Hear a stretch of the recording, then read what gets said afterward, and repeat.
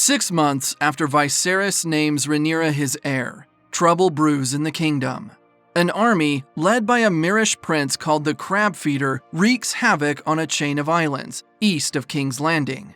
This area, popularly known as the Stepstones, is plagued by these violent invaders as many Westerosi ships are seized and the men captured, with some even being fed to man-eating crabs. Despite this pressing issue, Viserys remains nonchalant and refuses to take decisive action to stop the crab feeder. One day, while the small council convenes, Corlys Velaryon, the husband of Rhaenys and master of ships, storms the meeting. Tired of Viserys' apathy, Corlys explains he's lost 4 ships and many men to the invaders, and angrily demands the council take action against them. Being the Lord of the Tides, the ruler of Driftmark, an island in Blackwater Bay, and the seat of power of House Velaryon, Corlys has suffered the most from the crab feeder's attacks. Despite Corlys' grievances, the king refuses to intervene and brushes off the issue.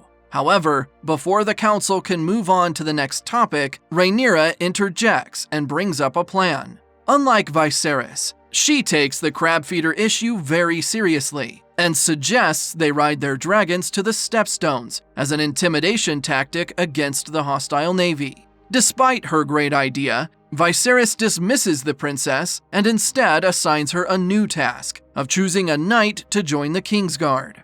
Following her father's orders, Rhaenyra goes on to screen the knights, but is unimpressed by the candidates as most of them lack war experience. After a lengthy interview, the princess evaluates Sir Criston and discovers he doesn't come from a prestigious house, but is the only candidate with combat experience. Learning this, she instantly chooses him to be part of the Kingsguard, regardless of his humble background, much to Otto's disapproval. Later that day, Corlys and Rhaenys meet with Viserys, discussing the realm's politics. Corlys highlights the kingdom is currently seen as vulnerable due to the crab feeder's invasion, coupled with the enactment of a female heir. To solve this problem, Corlys suggests the king remarries and makes more heirs, possibly even a son.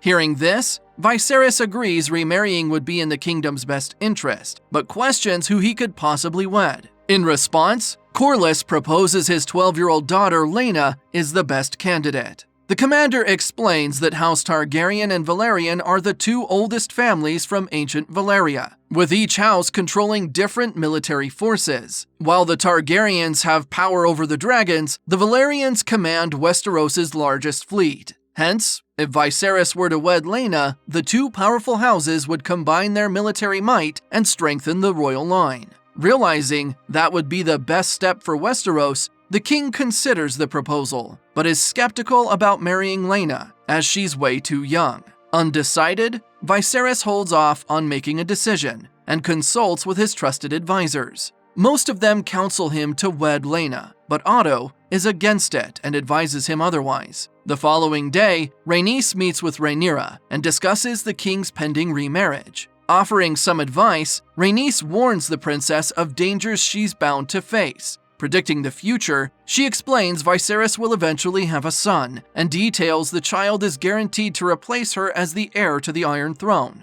Rhaenys explains it was the same during her time, and labels Westeros a sexist place that is sure to reject a girl as their ruler. Realizing Rhaenys' words are true, the princess grows worried about her inheritance, but resolves to fight for what's rightfully hers. Later that day, the council holds an emergency meeting to discuss a troubling letter left behind by Daemon. From the letter, Viserys learns the prince has illegally taken a dragon egg and returned to Dragonstone, the ancestral seat of House Targaryen. Reading the text further, the king discovers Daemon has taken a prostitute named Mysaria as his second wife, with the couple expecting a child. Unsure of what to make of the text, Viserys asks which dragon egg was taken, and finds out it's the same one that was selected for his dead son Balon. Learning this, Viserys finally sees the letter for what it truly is, a taunting message targeted to get a reaction from him.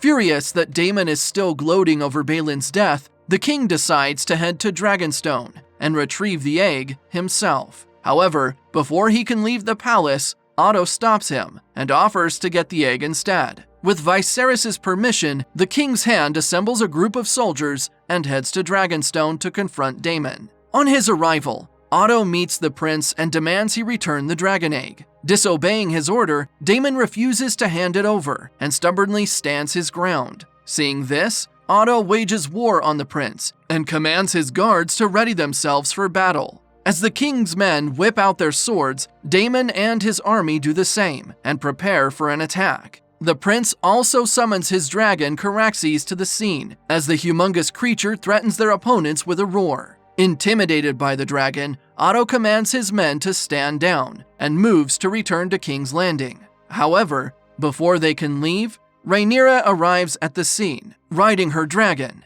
Syrax. With Syrax at the site, the battleground is roughly evenly matched, prompting Otto and the guards to face Daemon. In a quest to avoid bloodshed, Rhaenyra chooses not to fight, but instead peacefully approaches her uncle to ask for the egg. When Daemon refuses, the princess asks him to kill her if he's upset that she was made king's heir. The prince considers it, but eventually decides against killing her and tosses the egg to Rhaenyra. Having retrieved the stolen egg, the princess and the rest of the men return to King's Landing, while Daemon heads back to his castle. Inside, he meets Mysaria and finds her deeply upset. It turns out the prostitute isn't actually his wife, nor expecting a child, as the entire story was simply a made-up lie for Daemon to take the egg. Mysaria is livid that Daemon used her as a pawn in his scheme, and rebukes him for doing so before angrily storming out of the palace. Meanwhile, back at King's Landing, the council convenes as Viserys holds a meeting to announce his new wife.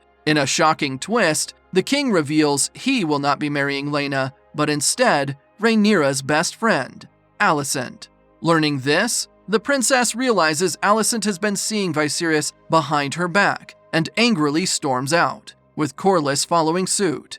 Now realizing he can't count on Viserys as an ally, the Master of Ships looks for alternate options and meets Daemon to enlist his help against the Crab Feeder. He asks the prince to join him to battle the invaders and use that as an opportunity to prove his worth to his subjects, considering the offer could aid his claim as heir. Daemon accepts Corlys' proposal and renders his help in the war against the Crab Feeder.